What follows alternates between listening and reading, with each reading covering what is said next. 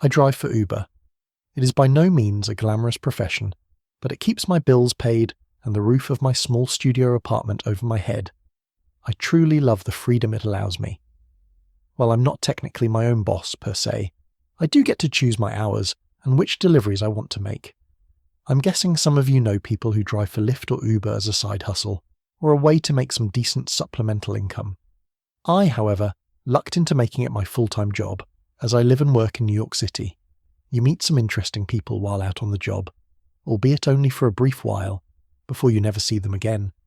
Which brings me to last Saturday. I had just clocked in and was driving about the city when right around 7:30 p.m, my phone dinged, alerting me that a pickup needed to be made. I looked into the details of the job and saw that the customer was nearby. It wouldn't be too long before I got there, maybe 5 minutes or so, which always makes me worry, as I hate to keep people waiting. I turned down a street where I saw him standing there in front of a rather upscale apartment building. He was a taller, good-looking man with short dark hair and dressed in a nice blue suit.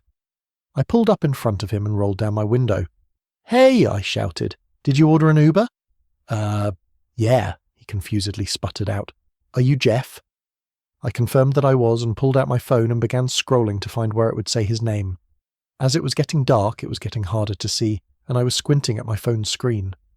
"So that means that you must be," I said, struggling to find his name. "Bradley," the man interrupted, sounding a little irritated at the whole situation. "Bradley Carson." I scrolled for a little bit longer. "Ah, yes, there you are, okay, climb on in," I said, setting my phone down and beckoning him to get in the back seat of my 2006 Toyota Corolla. "I got to give you credit, man. You got here a lot faster than I thought you would," he complimented. "Thanks, it's something that we're working hard to improve on," I responded. "Don't you guys normally send a text when you arrive at someone's place, though?" he asked. "Normally, yes, but seeing as how I could see you just standing outside looking like you were waiting for a cab, I figured I would just up and ask," I answered. Accepting my explanation, he got in the back seat and we headed off. Not long after he got in the car, I began to try to make small talk, which admittedly was not my strong suit. "So, what's the occasion?" I asked. "Oh, I'm meeting my fiancée and her parents for dinner downtown," he replied, while pulling out his phone. "Oh, that sounds lovely. Congratulations on the engagement," I said, earnestly. "Thank you," he said, disinterestedly, while messing around on his phone. "How long have you guys been together?" I asked. 6.5 years, he answered, not looking up from his phone. "That's nice. Is tonight someone's birthday dinner?" I inquired. "No, nothing like that. Her parents are just visiting from Minnesota, and we're going out to one of their favourite steakhouses in the city," he answered, still not making any effort to look up from his phone. "Do you mind if I put on some scary?" I asked. "It's some of my favourite music." "I'm good with whatever, man," he said in a monotone voice. Not gonna lie, I'm not sure he actually processed what I had asked, but it was whatever, and on that, I threw on some fun, bouncy ska music. I thought it made for a great soundtrack for the evening. I drove round for another 10 minutes or so, occasionally glancing in the rearview mirror to see my passenger was still deeply entranced by whatever was on his phone. I got the feeling he was just doing whatever it took to avoid more awkward conversation. Can't blame him, really. We were almost at his stop anyway.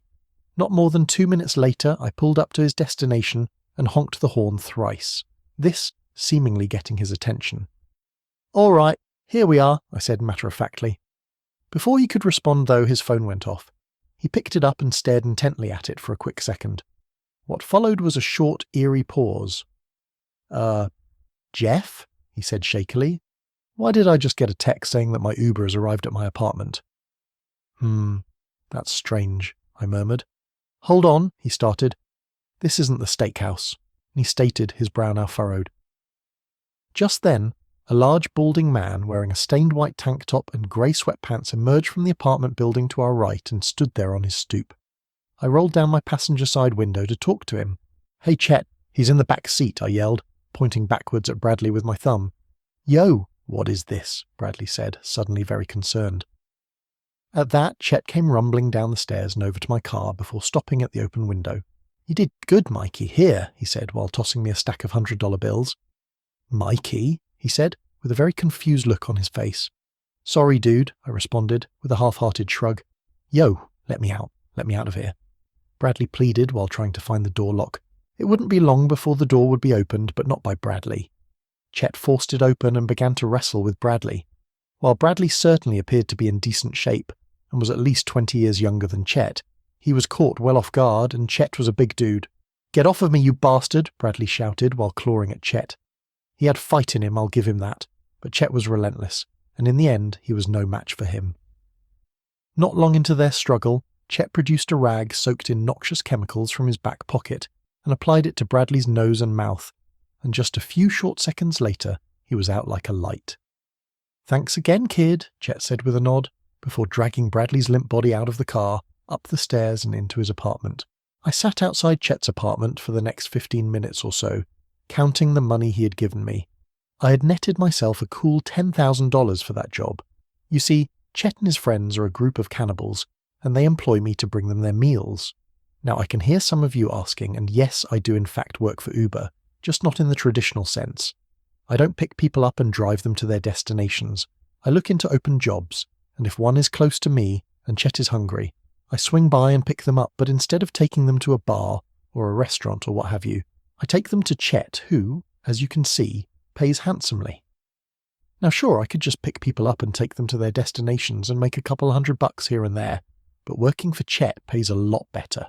It's great, really. People see me pull up with the Uber sticker on my car, happy that their ride arrived earlier than expected, and don't think twice about getting in. And I have to say, I really love it when people get lost in their phones and stop paying attention to their surroundings. It makes my job a lot easier.